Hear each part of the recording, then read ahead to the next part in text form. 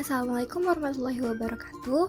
Hai teman-teman, kami dari kelompok 8 akan menjelaskan chapter 8 yang berjudul Front End Analysis atau analisis tahap awal. Dalam video ini, kami akan menjelaskan tentang pengertian front end analysis, tujuannya, lalu perbedaannya dengan back end analysis, keterkaitannya dengan model Human Performance Technology, dan contoh penerapannya dalam konteks organisasi. Disimak ya, teman-teman. Front-end analysis merupakan tahap awal dalam proses analisis sebelum menentukan intervensi yang tepat untuk mengatasi suatu masalah kinerja. Menurut Harles, pada tahun 1973, front-end analysis adalah prosedur untuk mengajukan pertanyaan-pertanyaan penting yang membantu dalam memahami penyebab suatu masalah dan menentukan solusi yang efektif.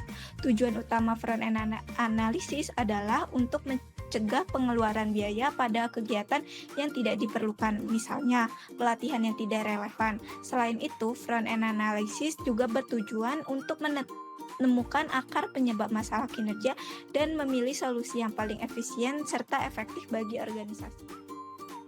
Perbedaan front-end analysis dan back-end analysis. Dalam proses analisis kinerja, front-end analysis memiliki posisi yang berbeda dengan back-end analysis. Front-end analysis dilakukan di awal, yaitu sebelum pelatihan atau intervensi diterapkan, dengan tujuan mencegah kesalahan dalam penentuan solusi. Sementara itu, back-end analysis dilakukan setelah intervensi selesai untuk menilai seberapa efektif pelatihan atau program yang telah dilaksanakan. Dengan kata lain, front-end analysis berfungsi untuk mencegah kesalahan sebelum tindakan dilakukan, sedangkan back-end analysis berfungsi untuk mengevaluasi hasil setelah tindakan dilakukan.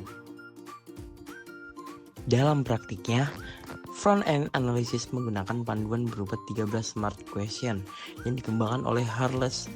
Pertanyaan-pertanyaan ini membantu analisis menentukan apakah suatu masalah benar-benar perlu diselesaikan, apa penyebab yang paling memungkinkan, dan solusi apa yang paling sesuai. Meskipun pertanyaan-pertanyaan tersebut cukup banyak, prinsipnya berfokus pada 3 hal utama. Yang pertama, menentukan apakah masalah benar-benar ada dan signifikan. Yang kedua, mengidentifikasi penyebab utama masalah. Yang ketiga, memilih solusi yang paling efisien untuk diterapkan. Untuk mempermudah pemahaman, mari kita lihat penerapan front-end analysis dalam sebuah studi kasus berikut. Sebuah perusahaan yang menjual peralatan fotografi melalui sistem pesanan pos menghadapi banyak keluhan dari pelanggan.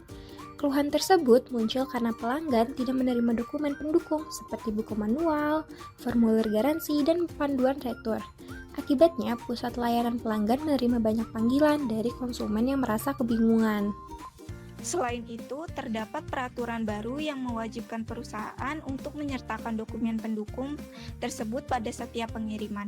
Hal ini membuat perusahaan harus segera meninjau kembali proses kerjanya agar sesuai dengan regulasi dan meningkatkan kepuasan pelanggan. Analisis masalah berdasarkan 13 pertanyaan Harles. Melalui pendekatan front-end analysis, ditemukan bahwa memang terdapat masalah kinerja. Karyawan di bagian distribusi tidak menjalankan prosedur pengemasan dengan benar, sehingga beberapa paket tidak melewati stasiun pemeriksaan dokumen. Penyebab yang mungkin antara lain adalah kurangnya pelatihan bagi karyawan baru dan banyaknya jenis dokumen yang mirip, yang membuat proses pengecekan menjadi membingungkan. Dari hasil analisis tersebut, muncullah 2 alternatif solusi. Yang pertama, membuat job aids atau panduan visual untuk membantu karyawan membedakan dokumen. Yang kedua, melakukan redesign alur kerja agar tidak ada paket yang terlewat dari proses pemeriksaan. Setelah mempertimbangkan biaya dan efektivitas, opsi kedua dipilih karena lebih efisien, cepat diterapkan, dan berbiaya rendah. Target akhirnya adalah agar kurang dari 5% pelanggan menerima paket yang lengkap, serta memastikan perusahaan patuh terhadap peraturan baru. Front-end analysis memiliki kaitan yang erat dengan model Human Performance Technology. Dalam model ini, front-end analysis mencakup 3 tahap awal, Yang pertama ada analisis kinerja atau performance analysis. Di tahap ini kita mengidentifikasi kesenjangan antara kinerja aktual dan kinerja yang diharapkan. Lalu yang kedua ada analisis penyebab atau cause analysis. Nah, di sini kita menelusuri akar masalah menggunakan alat seperti fishbone diagram and behavior engineering model dari Gilbert. Lalu di tahap yang terakhir ada pemilihan intervensi atau intervention selection. Di sini kita menentukan solusi yang paling efektif dan efisien sesuai hasil analisis.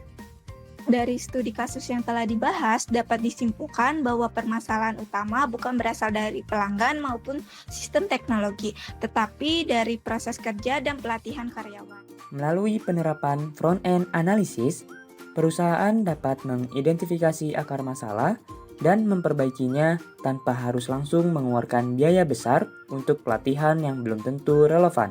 Maka dari itu, front-end analysis menjadi langkah penting dalam memastikan bahwa setiap intervensi yang dilakukan benar-benar tepat sasaran, efisien, dan berorientasi pada peningkatan kinerja. Nah, demikian penjelasan kami mengenai chapter 8 yaitu front-end analysis. Semoga penjelasan kami dapat memberikan pemahaman yang lebih mendalam kepada teman-teman mengenai pentingnya analisis tahap awal dalam meningkatkan performa organisasi. Terima kasih atas perhatiannya, kurang lebihnya mohon dimaafkan. Wassalamualaikum warahmatullahi wabarakatuh.